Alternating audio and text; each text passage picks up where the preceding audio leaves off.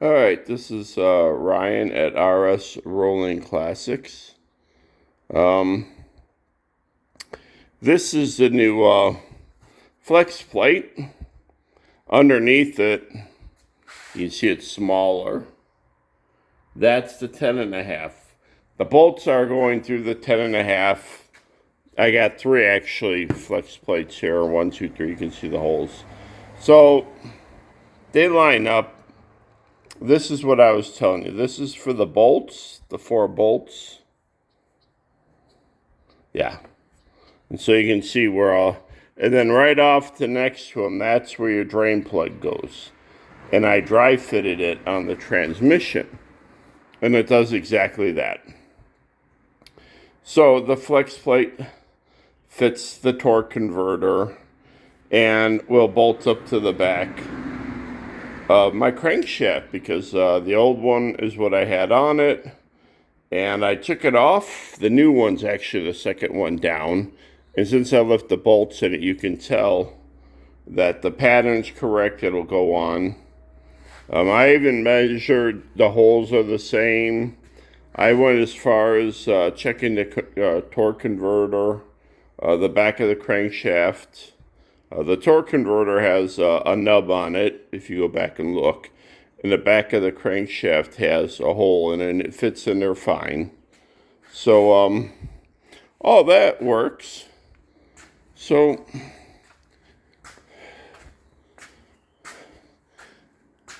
tell me why again do we mock these up? Well, let me show you, Johnny. Here we go.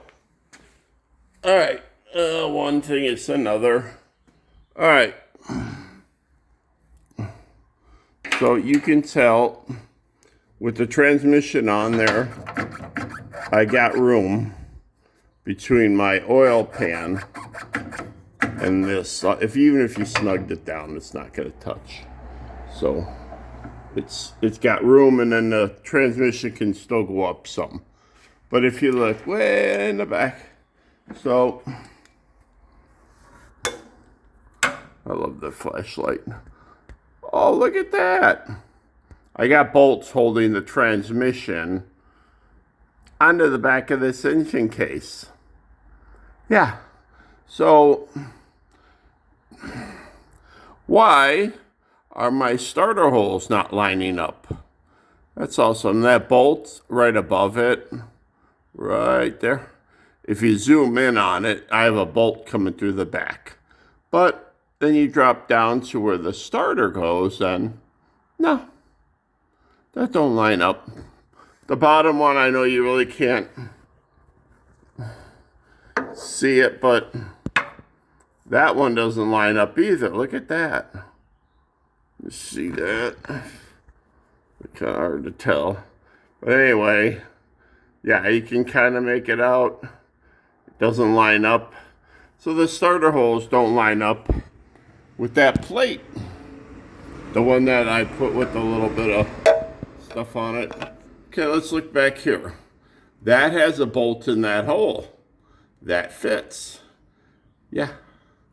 It's just the starter doesn't line up. Okay. Come back here. I even show you.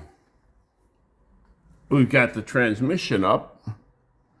And I'm glad I didn't take this bracket out. A lot of people say, oh, just knock it out. You probably won't use it anyway. Well, it lines up pretty close to where your transmission is. That's no big deal to make a bracket from here to there and then come out and grab those 2 bolts. So I'm not worried about that. If you look way up in the front, you see that blue dot in those 2 bolts? Yeah. So that means that this top of the bell housing meets up with this plate. Same thing on this side. Kind of hard, hopefully make it out.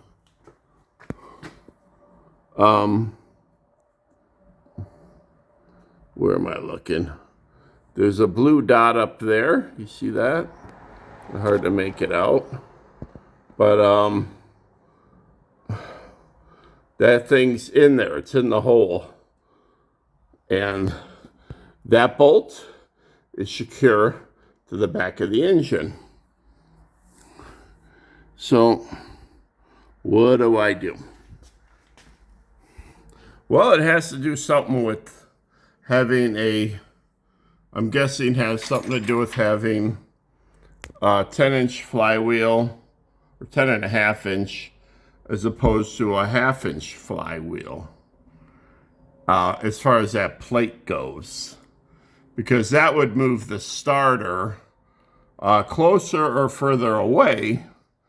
If you had a 10.5, which it had, I'm thinking that, well, even then it still wouldn't make, I don't know, shit.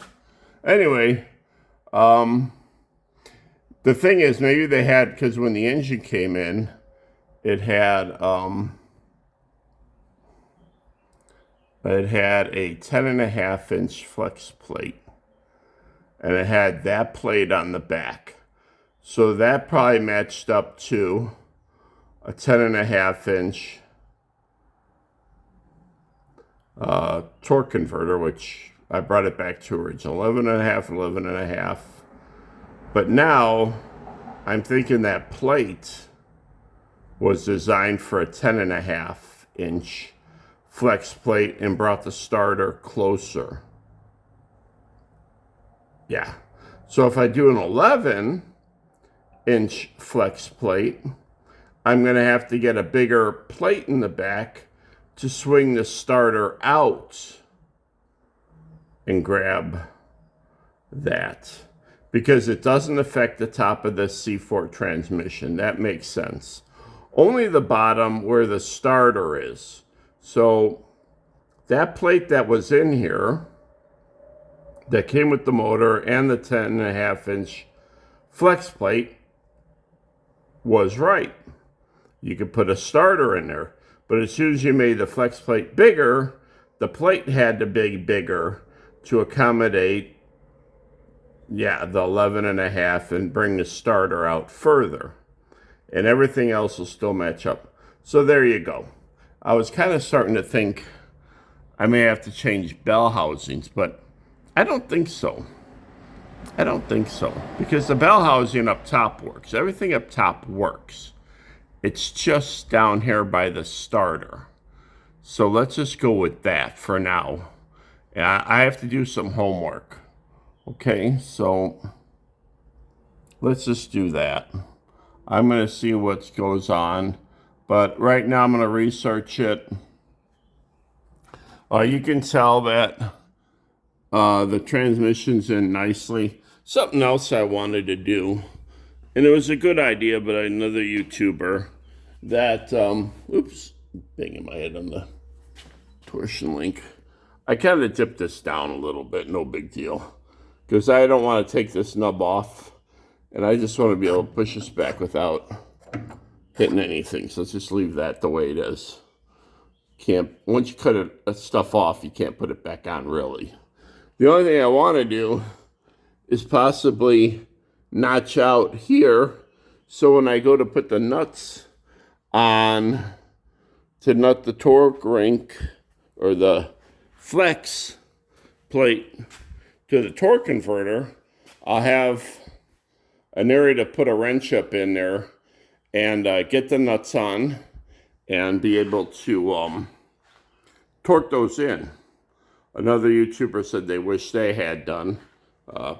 Name's Pastor Bill. Yeah, hey buddy. Thanks for the heads up. But yeah, you can see, even if you had everything right, you got a lot going on here. Look at that. I'll put my finger here. You have to actually get a wrench in here and tighten the nuts, rotating the flex plate. And if this is where the engine and transmission are going to live, I'm going to put a nice little notch in here so I can get a wrench to be able to swing it. So thanks for the heads up. And, well, all right. Wow, I picked a real nice one, didn't I?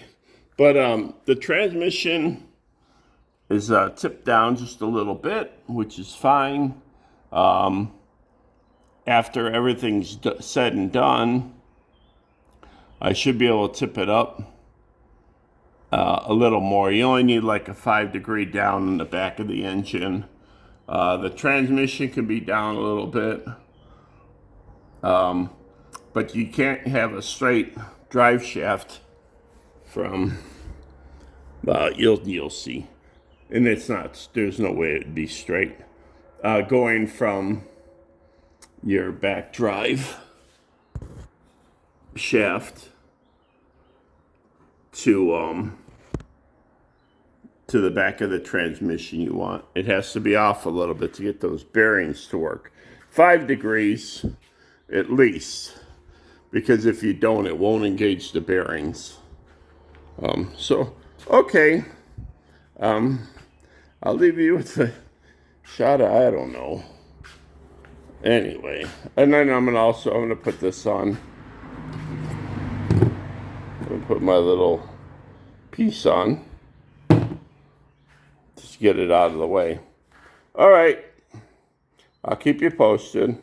Bye, guys.